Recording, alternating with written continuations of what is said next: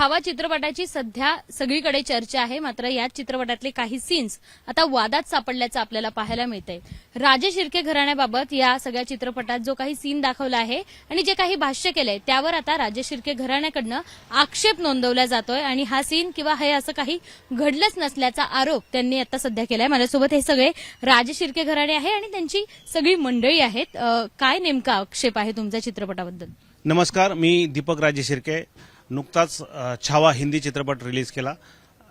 ह्या छावा चित्रपटामध्ये राजे शिर्के परिवाराला पूर्णतः बदनाम करण्याचा प्रयत्न केला गेला।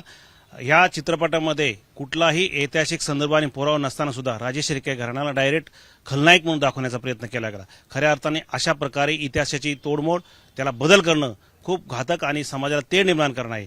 आज आपण पाहतोय की महाराष्ट्रभर राजे शिर्के घराण्याचा वेगवेगळ्या पद्धतीने हे खूप मोठं स्वराज्यापासून आतापर्यंत खूप मोठं योगदान असून सुद्धा राजे शिर्के घराण्याला हेतुपूर्वक त्यांना टार्गेट केले जाते। आज ज्या पद्धतीने वेगवेगळ्या इतिहास संदर्भ आहे, त्या समकालीन इतिहास सांगतो की फ्रान्स मार्टिसमध्ये सुद्धा त्या लेखकांनी त्यांनी डायरीमध्ये सुद्धा लिहिले किंवा ज्यावेळेचा गव्हर्नर त्यांना त्यांच्या गव्हर्नर त्या पद्धतीने रिपोर्टिंग करत होते, त्यांच्या डायरीमध्ये लिहिलं होतं की त्या समकालीन कुणीतरी कारकून हा छत्रपती संभाजीराजांना पकडण्यासाठी जबाबदार आहे। आणि अशा पद्धतीचे पुरावे असून सुद्धा राजे शिर्के घराण्याला जाणीवपूर्वक टार्गेट केलं जाते आणि बदनाम केलं जाते।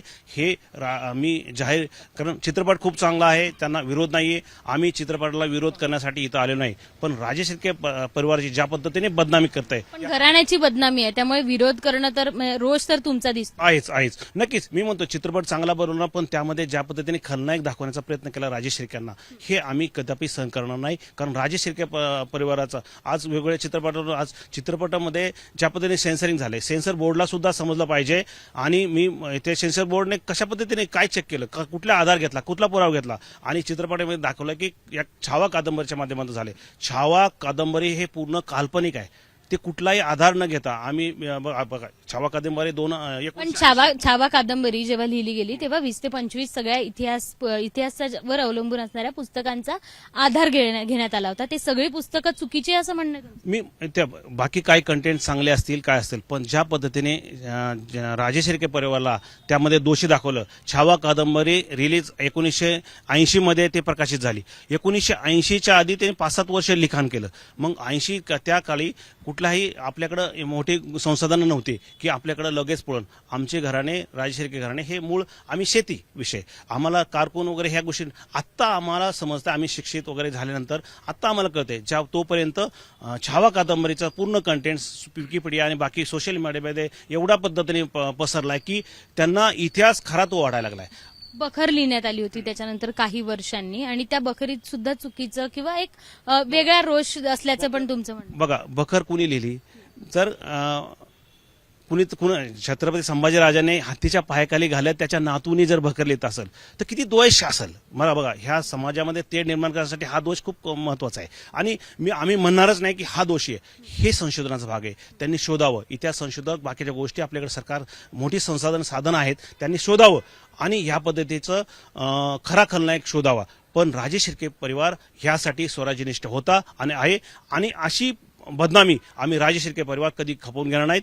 अशा पद्धतीने मी उतेकरांना जाहीर आवाहन करतो की आपण लवकरात लवकर तो आक्षेपार्ह कंटेंट्स वगळावा, पुन्हा एकदा परिषद करावा। आम्ही चित्रपटाला विरोध करत नाही, पुन्हा सांगतो, परंतु त्या पद्धतीने ज्या पद्धतीने बदनामी झाली आम्ही सहन करणार हे जाहीर आवाहन करतो। छावा चित्रपट रिलीज व्हायच्या आधीही त्या एका गाण्यावरनं आक्षेप नोंदवला होता, शिवप्रेमींनी आक्षेप नोंदवला आणि आता दुसरा आक्षेप या चित्रपटावर दिसते। कुठेतरी चित्रपटासाठीची लिबर्टी घेऊन हे सगळं दाखवण्याचा प्रकार आहे असं वाटतंय? नक्कीच ना, म्हणजे सिनेमॅटिक जर लिबर्टी कुठल्या लेवलला घेतली पाहिजे किंवा त्याला जर तुम्ही एखादा सिनेमा तयार करताय तर तुम्हाला सेन्सॉर बोर्ड आहे, ज्याच्याशी आम्ही सेन्सॉर बोर्ड असतील, त्यांचे 3 प्रशासकीय, 1 प्रशासकीय अधिकारी आहे, 2 अधिकारी आहेत त्यांचे, त्यानंतर मुख्यमंत्री, उपमुख्यमंत्री यांना सगळ्यांना पत्रव्यवहार पिक्चर रिलीज व्हायच्या आधी 8 दिवस आपण केला। सिनेमॅटिक लिबर्टी किंवा ह्या गोष्टी एक वेगळ्या झाल्या, पण तुम्ही ज्यावेळेस ऐतिहासिक चित्रपट दाखवतायत त्यावेळेस ती घराणी आहेत।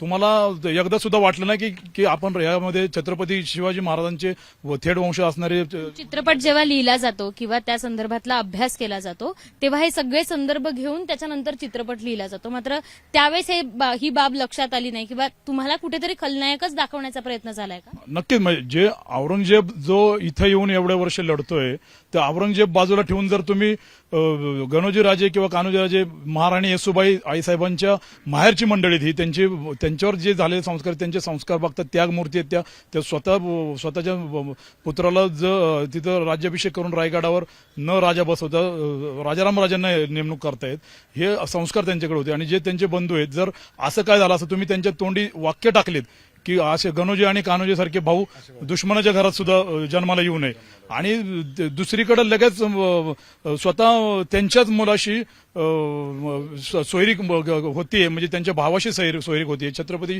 शाहू महाराजांना राजे शिर्के घराण्यातली मुलगी केली जाते.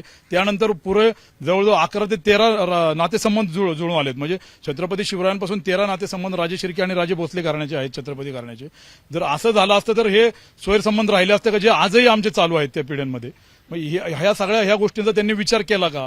छत्रपती उदयन महाराजांनी जे गाण्याच्या संदर्भात सगळीकडनं शिवप्रेमींनी हे केल्यानंतर जर तो सीन कट केला, त्यावेळेस महाराज साहेबांनी सांगितलं होतं उदयनराजेंनी की काही आक्षेपार्ह असेल किंवा काही असे 1-2 हे असतील कंटेंट, ते तुम्ही ते वगळून जो असेल तो चित्रपट दाखवा. बरं, आम्ही 8 दिवस आधी पत्रव्यवहार केला, हे सगळं सेन्सॉर बोर्डाकडे गेलं. तर तुम्ही तेव्हा चित्रपट बघितला होता? नाही, आधी कधी बघणार ना चित्रपट? उदयनराजेंनी जेव्हा बघितला होता चित्रपट आम्ही नव्हता बघितलेला, ते त्यांच्याकडे गेले होते. कधी बोलवलं किंवा कधी बोलणं झालं ते फोनवरच त्यांचं बोलणं झालं. हा, तर आम्ही 8 दिवस आधीच त्यांना या संदर्भात आमच्या घराण्यातील काही सदस्य आणि काही लेखक किंवा काही इतिहासकार आहेत यांच्याशी बोलून यांना बोलवून हे करून तुम्ही दाखवण्याचा प्रयत्न जरी केला असता किंवा आम्हाला जर बोलवलं असतं तर याच्यामध्ये काय आहे काय नाही ह्या सगळ्या गोष्टीचं पुढे जाऊन आज हा दिवस उगवला नसता ना. कोणाकोणाला नेमकी आता पत्र दिले आहे हे सगळं बदलण्यासाठी, आणि काय काय नेमकी समोरची ऍक्शन घेणार आहात तुम्ही? आम्ही आता याच्यामध्ये म्हणजे छावा चित्रपट 14 तारखेला रिलीज झाला. जर का आपण बघितलं तर 7 तारखेला हे सर्व म्हणजे मुख्यमंत्री असतील, दोन्ही उपमुख्यमंत्री असतील, सेन्सर बोर्ड असेल, या सर्वांना या पद्धतीने आधी सचिव सर्व आहेत याच्यामध्ये की बाबा इतिहास दाखवत असताना किंवा शासन प्रशासनाला सगळ्यांना दाखवताना की तुम्ही आम्हाला पहिला हा आमच्या घरांना म्हणजे जेवढी काही घराणे आहेत आतापर्यंत स्वराज्य बांधव या सर्वांना तो पिक्चर एकदा दाखवावा आणि त्याच्यातनं जे काही आक्षेपार्थ जे काही चित्रण केलेलं असेल तर ते तुम्ही काढावं. त्या पद्धतीने आम्ही हे सगळं आधीच केलेलं, परंतु याच्यावरती काही बोलवण्यात आलं नाही पिक्चर बघायला? नक्कीच नाही मॅडम, नक्कीच नाही केलेलं. ज्यावेळेस स्पेशल स्क्रीनिंग खास इतिहासकारांसाठी ठेवलं होतं आणि उदयनराजे देखील तेव्हा तुमच्या घरातल्या कोणालाही बोलवण्यात आलं नाही, म्हणूनच जाणून बुजून या नोटीस प्रमाणे आम्ही राज्य शासनाला आणि प्रशासनाला या सगळ्या गोष्टी कळवल्या होत्या. सेन्सर बोर्डला सुद्धा आम्ही दाखवलं होतं. तर याच्यामध्ये हे सगळं आम्ही दाखवलेलं आहे. त्याच्यात तुम्ही बघितलं तर पोच वगैरे आहे आमच्याकडे, परंतु अशा पद्धतीचं जर का आक्षेपार्थ जर का हे दाखवत असतील तर हा चुकीचा इतिहास हा जगापुढे जातोय आम्हाला असं वाटतंय. आणि मुद्दाम आमच्या राजे शिर्के घराण्याला या ठिकाणी बदनाम करण्याचं, टार्गेट करण्याचं काम हे आपल्याकडनं होतंय असं आम्हाला वाटतं. कुठेतरी बदनामी झाली आहे अशी भावना तुमच्या मनात आहे? आत्ताच्या सिनारिओमध्ये कोणी तुम्हाला तसा फोन केलाय का किंवा तशी भावना तुमच्या बाबत व्यक्त केली आहे का ऍज अ वारसदार म्हणून? नाही, ॲज अ वारसदार बघितलं तर आता सोशल मीडियाच्या माध्यमातून तुम्ही जर बघितलं तर पूर्णपणे शिर्के घराण्याचं बदनामी होतीये. म्हणजे तुम्ही आता उघडलं तर ते असं दाखवतात की बऱ्याच गोष्टी त्याच्यामध्ये आहेत की बाबा शिर्के घराण्यांनी केलं ते केलं म्हणून, परंतु अजून अशा पद्धतीचं आहे का नाही. कारण बाकीची जी काही घराणी आहेत ते आमच्या बरोबर आहेत, त्यांनी आम्हाला पत्रव्यवहार करून सांगितलं किंवा फोनवरनं सांगितलं की तुम्ही अशा पद्धतीने तुम्ही काही त्याच्यामध्ये हे करू नका, आम्ही नेहमी तुमच्याबरोबर. नाही, एवढ्या सोयी आहेतच आमच्या सगळ्या त्या घराण्यांबरोबरच्या, त्यामुळे तो कुठेही विषय येणार नाही. कोट्यावधी रुपया चित्रपटानं कमवलेत आणि देशातल्या अनेकांनी हा चित्रपट बघितलाय. संभाजी महाराजांचा इतिहास प्रत्येक घरापर्यंत जाऊन पोहोचलाय. मात्र आता शिर्के घराण्याचा वेगळा इतिहास लोकांपर्यंत चुकीच्या माध्यमातून पोहोचलाय असं तुमचं म्हणणं आहे. नेक्स्ट तुमचं पाऊल काय असणार? नेक्स्ट प्लॅन ऑफ ऍक्शन अशी आहे की आता आम्ही ही आता पत्रकार परिषद आज घेतलेली आहे. खरं तर आम्ही हे आधीच करणार होतो प्रदर्शित झाल्यानंतर, परंतु छत्रपती शिवजयंती असल्या कारणाने आम्ही थोडंसं हे केलं होतं आणि यानंतर पोलीस कंप्लेंट आम्ही करणार होतो प्रत्येक ठिकाणावरनं, महाराष्ट्र असू दे देशातनं, कारण हा विषय अख्खा देशात गेलेला आहे.